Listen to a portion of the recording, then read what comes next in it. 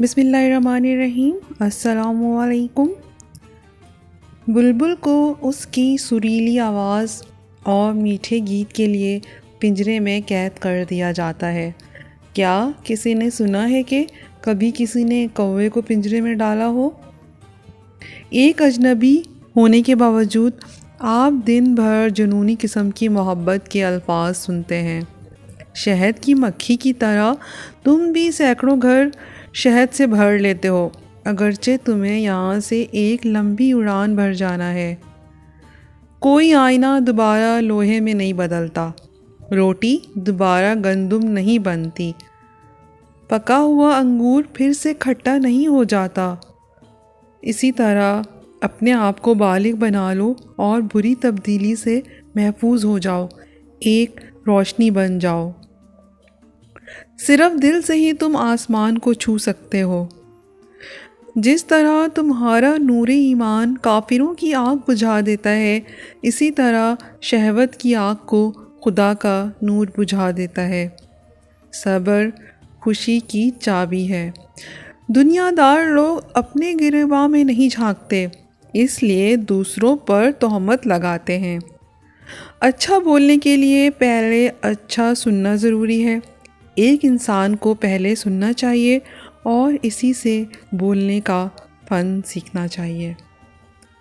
کھانے کے ایک لقمے میں ایک بال یا ریت کا ذرہ آ جائے تو پورا نوالا پھینک دیا جاتا ہے، پھر تمہاری روح کیسے آلودہ غذا برداشت کر سکتی ہے؟ برائی دل کو تکلیف میں مبتلا کرتی ہے اور سچ سے فرحت بخش طمانینت حاصل ہوتی ہے۔ ذہین خود مختاری اور بچہ مٹھائی چاہتا ہے۔ میانہ روی یعنی درمیانی راہ ہی عقل مندی ہے۔ لازوال خوبصورتی صرف دل کی خوبصورتی ہے۔ پیاس مجھے کھینچ کر نیچے گہرائی میں پانی تک لے گئی، جہاں میں نے چاند کا عکس پی لی۔ جس طرح تارے ریت کی مانند بکھرے ہوئے ہیں، ہم بھی اسی طرح گھومتے ہوئے نیست سے وجود میں آئے ہیں۔ عیسائی، یہودی، مسلمان، شمانی، زارستانی، پتھر، مٹی، پہاڑ، دریا، ان میں ہر ایک کے ساتھ ایک خفیہ راز منسلک ہوتا ہے، ایسا اچھوتا بھید جسے محسوس نہیں کیا جا سکتا۔ حلال لقمہ کے منہ میں آنے سے عبادت کا رجحان اور آخرت میں جانے کا پختہ یقین پیدا ہوتا ہے۔ ہم اندر کی موسیقی کو بہت کم سنتے ہیں، لیکن اس کے باوجود اس کی تھاپ پر رقصاں رہتے ہیں۔ تم سائے کو متبادل جسم سمجھ لیتے ہو۔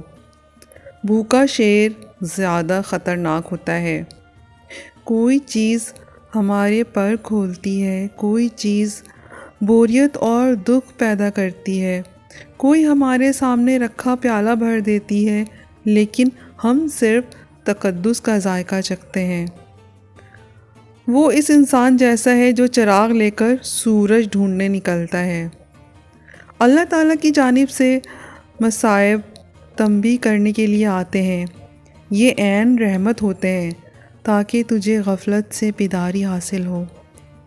میں نے تمام دن اس پر غور کیا، رات کو اس پر گفتگو کی کہ میں کہاں سے آیا ہوں اور میری تخلیق کا مقصد کیا ہے۔ مجھے کوئی نکتہ نہ سوجا۔ میری روح کو کسی نامعلوم مقام سے آئی ہے۔ مجھے یقین ہے کہ انجام کار یہ پھر وہیں لوٹ جائے گی۔ چراگاہ میں درخت اور پودا ناچتا ہوا دکھائی دیتا ہے، جیسے عام نظریں ساکت و صامت کھڑے دیکھتی ہیں۔ زمین آسمان کے آگے سرنگوں ہے اور اس کی طرف سے جو کچھ آتا ہے قبول کرتی ہے۔ مجھے بتاؤ، کیا زمین اسی طرح دینے کی وجہ سے بری ہے؟ محبت کو دیکھو، یہ پیار میں مبتلا ہونے والے کو کس طرح جکڑ لیتی ہے۔ درویشوں کے علاوہ دنیا کے باقی تمام لوگ بچوں کی مانند ہیں جو دنیا کے کھیل میں مگن ہیں۔ اگر تو حضرت آدم علیہ السلام کی پشت میں سے ہے تو پھر جستجو میں رہ، دل کی آگ اور آنکھ کے پانی سے اپنی روح کی غذا تیار کر۔ میں ایک حقیر کیڑے کی مانند تھا، لیکن اب پہاڑ ہو گیا ہوں۔ مجھے پیچھے چھوڑ دیا گیا تھا، لیکن تو نے میری بھوک اور غصے کا علاج کیا اور مجھے خوشی کے نغمے گانے والا شاعر بنا دیا۔